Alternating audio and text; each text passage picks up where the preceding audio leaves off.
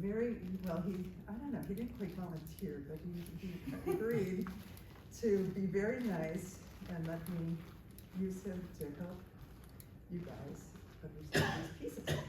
So the first pieces we're gonna look at, oh no, that's not right, I don't have it quite in order. I'm sorry, we'll get to yours, don't worry. The first one is this one. And I'll try to get this so that you guys can see it. How did we do this? Oh, I should have put this. Oops, no, that's not how. Oh no. Innovative notation. Oh. Things go away. Good. Is that, so if I you, can scroll. you wanna scroll, Yeah. okay, that's good, Well, that's good. well, Yeah. well, That's how you do it. I was wondering how to do that on Useful. you just have to put So a come on picture. up, Max. Yeah, it's Come pictures. on. I had to make those pictures myself. I had to put a triangle upside down and draw a Oh, line I'll in give you a it. chance to play a couple minutes. Yeah.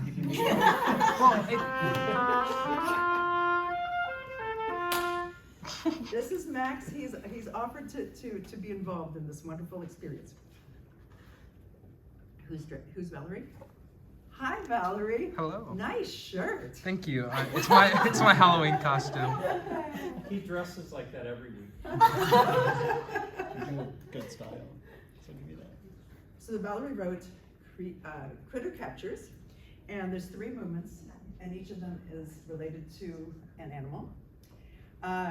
And there's a lot of things that are just really work. I mean, you studied my book very well. I recognized your sentence about squawking oboists on the PowerPoint because I That's read it right. in the It's- book. I quoted myself. I didn't plagiarize myself because I read it the first one. So what I wanted to say, don't get old, you have to change your glasses. Such a pain. Anyway, so the couple of things I wanted to say that were great about this. And Max is gonna show. Max is, I did not plant him. He's your fellow student. He has not done this kind of music much. And so what we're gonna do actually is not only will I play through this piece eventually probably, but we're gonna look at the different techniques and you're gonna see how easy it is for or how hard it is for oboists to do. So, so this movement especially is very oboe friendly. Pretty much everything works pretty well. The first thing you see, and I guess you can see here, I'm gonna look here. I guess it's the second line, or going into the second line, are glisses. And you have glisses down from G to F sharp, and eventually you have glisses up from G to C. So the G to F sharp is just lip, you just lip it down. So here.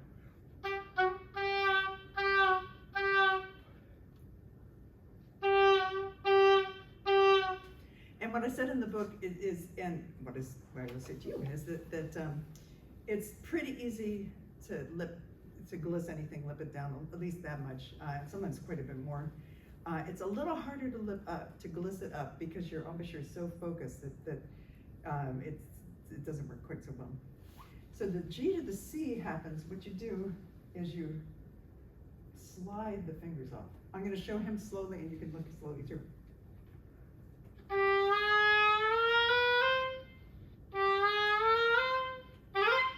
And then you just Right. do the normal C finger. Yeah, then I just go to the normal C. So.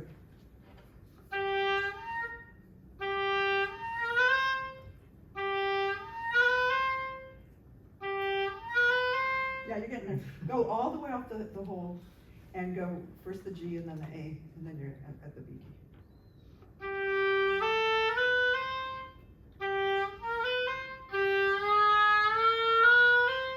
Mary.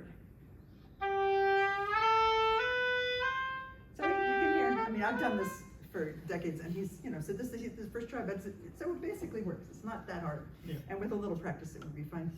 The next thing is a little going to probably a quarter tone flat G, and that's, any oboe player can do that. I use an E key just to do that. We should choreograph this. Anyway, now this is an interesting, that the last, the gesture on the very end of the line is a multiphonic, which you start on the very tip of your reed as a straight tone, and you let it go into a multiphonic. So I'll play it, then you can try. I'm really dropping my jaw. I'm playing not a standard embouchure at the beginning.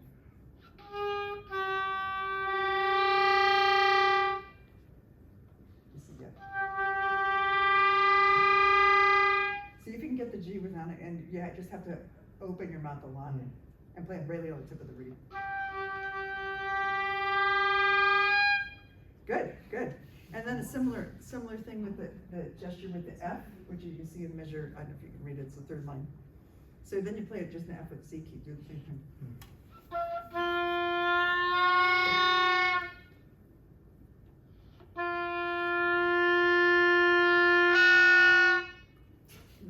Something like that. So I think those are all the gestures in the piece that are, anyway, as I was saying to Max, I actually played this with my undergraduate student two days ago, and she'd never played contemporary music before, and she was able to play it, you know, under tempo and needing to practice maybe a little more with the glisses, but basically could do it. So I'll try it right now for you.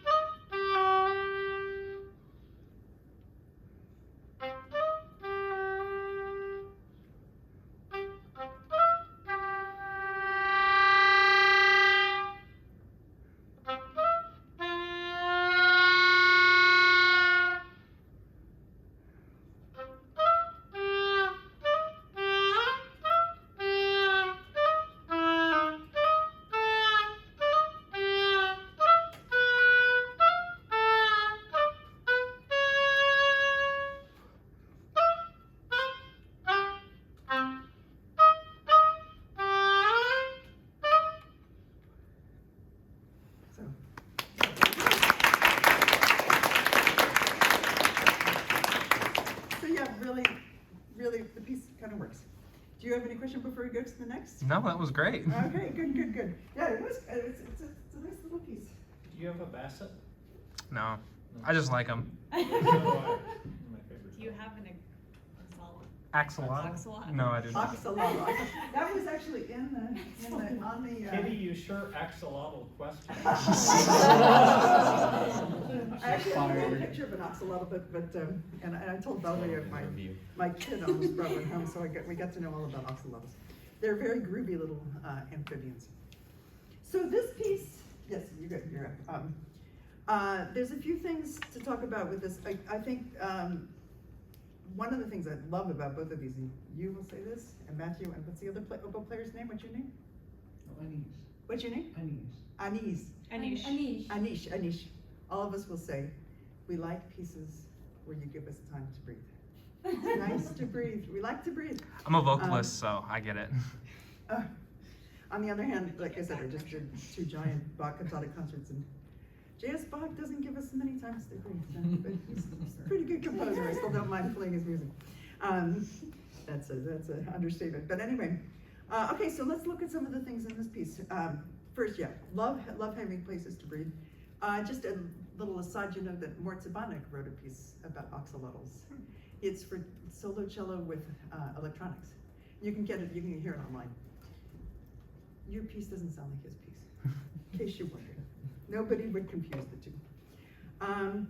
So one of the things I say in my book, and even with sort of well-established contemporary music notation, it's a good idea always to write a preface. Didn't I write that somewhere? Yeah, to have prefatory remarks where you explain your notation, anything unusual that you want. It's always a good idea.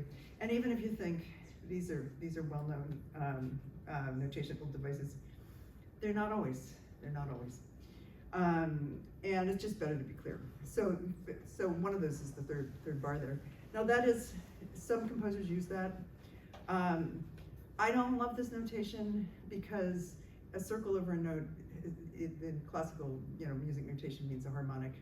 And even if you go to the last bar of the piece, there's a G with a circle, which when I first did, you have to scroll down. There it is. And actually, in my infinite ignorance, I looked at it, I thought, this composer doesn't know that there's not a harmonic on a G. And then I thought, oh no, this is his notation. So it just took me even a little while. So that's why it's, you need to write these little things. So the idea of a okay, basically it's either called a timbral trill, microtonal trill, microinterval trill. There's many ways. And there are composers who use this kind of notation. What it is, your suggested fingerings. You said you're an oboe player? No, Oh, I thought you were. I'm a vocalist. You're what? I'm a vocalist and a A percussionist. vocalist, okay. So basically, what's noted here is, let's trill a beat. It's very cool. A lot of times, timbral trill, I like alliteration, so that's a nice way to call it if you want. I think in my book I call it micro interval trill because almost every one of these, it's actually changing, not the timbre as much as the actual pitch. So even this, let's think about it. Yeah, it's pitch. There are ones that are truly timbre, like going A to harmonic A, which should be the same pitch.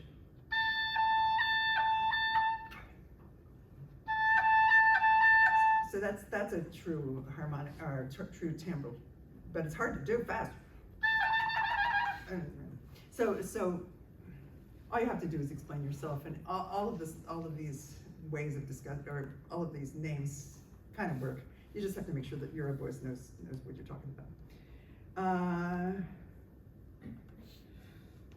One thing in many of your pieces, in standard old-fashioned music, you have an accent and it holds to the bar.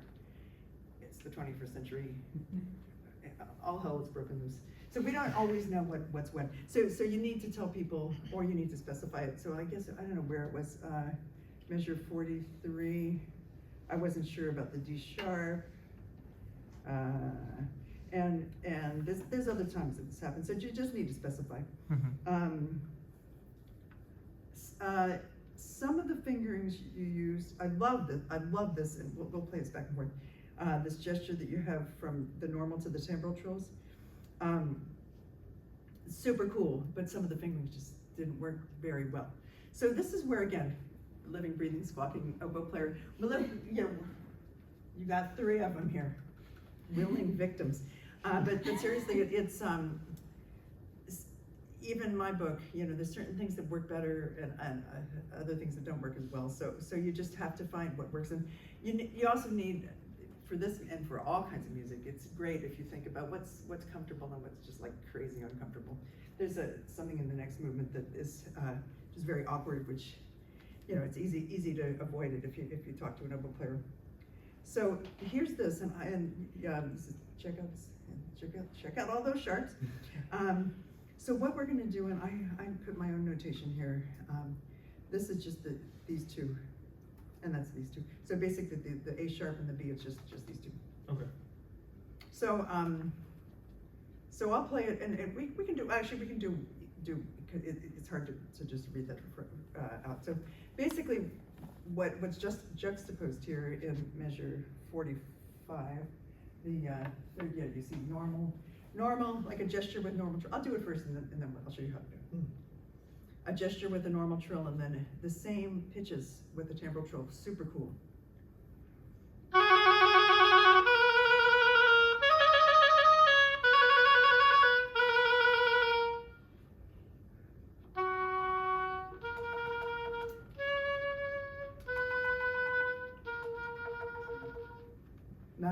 Nice.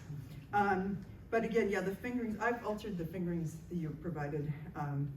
But yeah, just for you to get the sense of how not hard it is. So yeah, this is the B key, these are the ED. Yeah? Yeah. And then the same. Yeah, good. No, look up what axolotls sound like. Yeah.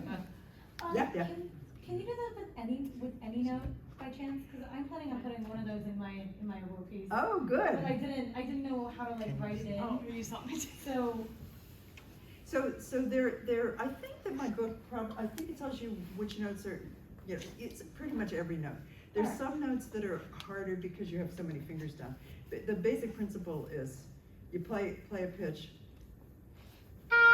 and then you wiggle something that's not directly gonna relate to it. And some don't do much at all, like for example, is good. Is not good.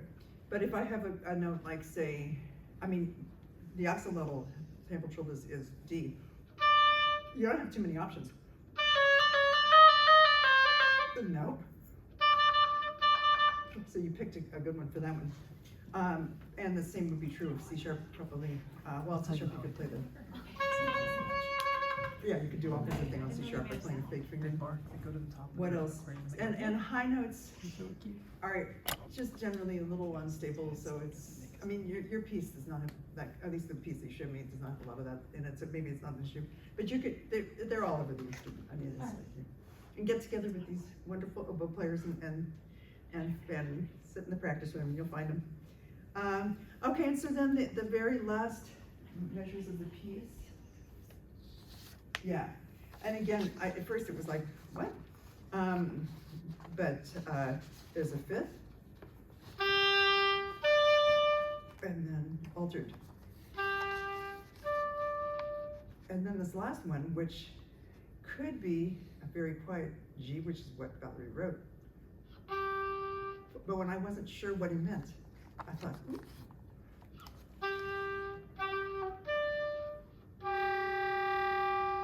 That's kind of fun too. So there's also a multiphonic option that's really in tune. Try those. That's with, both of these are with the B. Okay.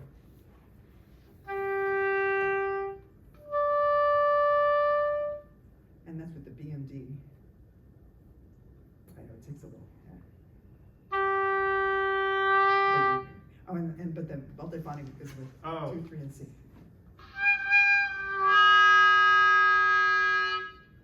And you could probably limit it to G.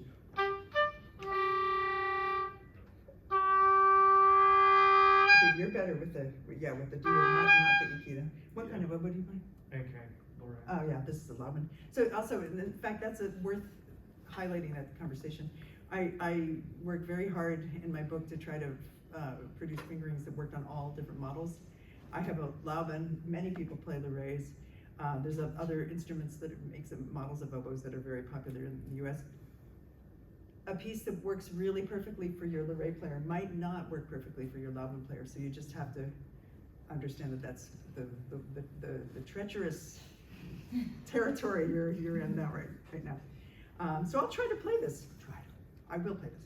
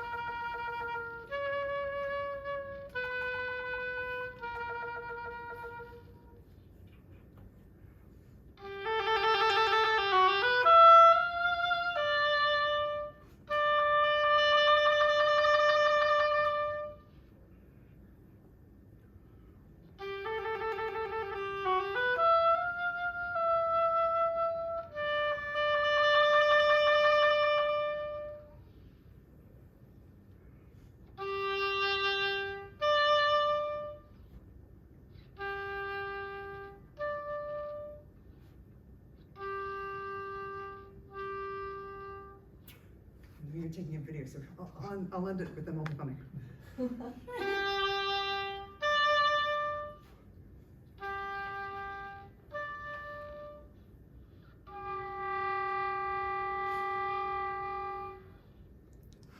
kind of axolotl. Yeah.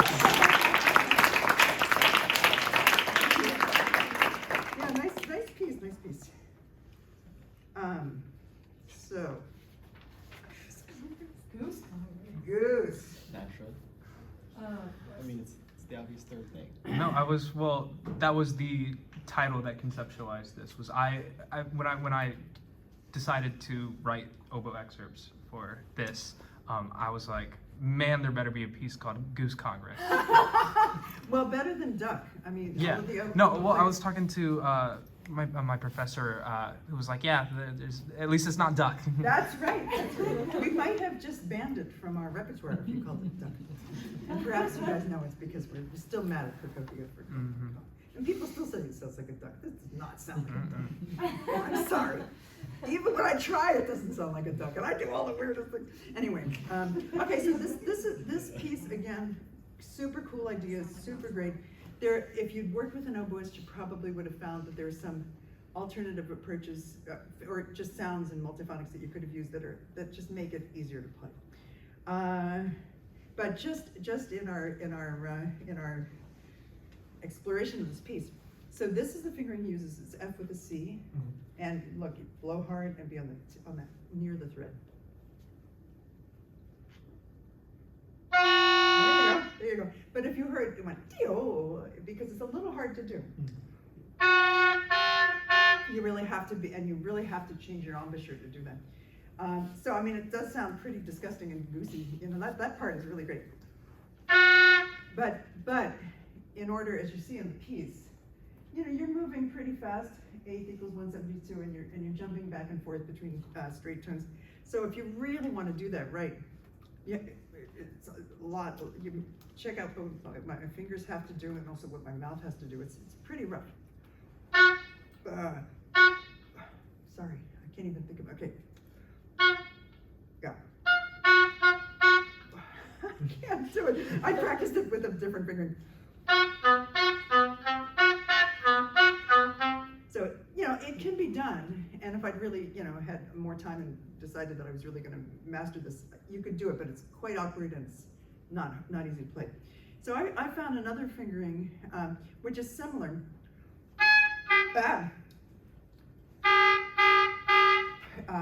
Similarly goosey, obnoxious. I was going to say the best thing about it is that it comes out really easy. And the first time I played it, it did not play well, so much for me. You see what you can do. It's this finger in here. So, like he said. So that same passage is super easy, and I don't have to do anything with my embouchure. And like so again, if you got together with any of the oboe players, you'd say, I mean, and you guys have to have the courage to say this doesn't work. I have a story about that too, but I'll wait till this one movement of this piece is done. So that's one, and similarly, very cool idea. The what goes? I'm not even gonna look over there. It's measure 70, third system. It's a very good idea that you got the wrong fingering for. Also, you didn't quite thoroughly do the fingering right. Just having the one little blob doesn't say the oboe is what you need, but what you need is the A flat key and not. And you see there's four keys here that could be. So you have to be very careful. I think that I found. So to make it work, okay, the fingering he wrote, which didn't work so well for me, was like G with a back octave key, A flat, C, and C sharp. Put your lips closer to the thread. So just about there. Can I do it? It doesn't come that, obviously it's not that easy to produce. I found the same thing with the half hole. You got it, it's very quiet. The idea is these are beating multiphonics where you have two adjacent pitches. So that sort of works, but even so, when you're going fast and you want to play a kind of really lively piece, I was thinking one of the fingers, it's kind of little, not quite high enough, but it's easy to play. That's just a four finger on top and F on the bottom. just jumps right down. Also, I found high E without the apple. In fact, yeah, so he's never done it before. So if I use that finger, see if I can do it. Not, it comes right out. So just, you really have to work with somebody to figure out, is this gonna work, is it not gonna work? So yeah, a lot of things are super cool about the piece. I like the idea. I sort of practiced it with my alternate fingerings. I did not practice it that much, so I tell my students, don't apologize until you screw up. And I just apologize. I take that back. I'll apologize after I play.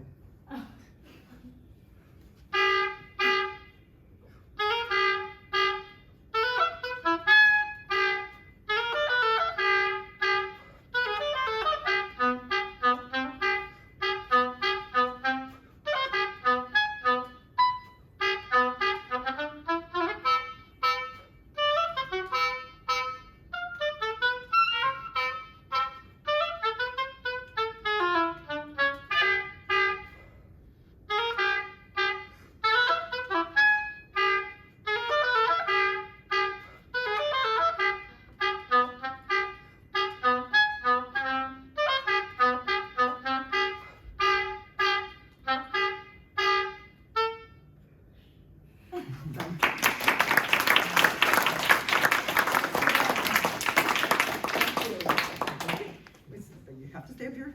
Much more to do today. Yes, great idea. It just needs a little tweak. Of course, is there any way I could get those alternate suggestions that you'd been talking about for all this? I'll hand you this piece of paper. Thank you so much. Yeah, that's fine. Okay, so the next piece I was gonna do is Yi Ya. And who's Yi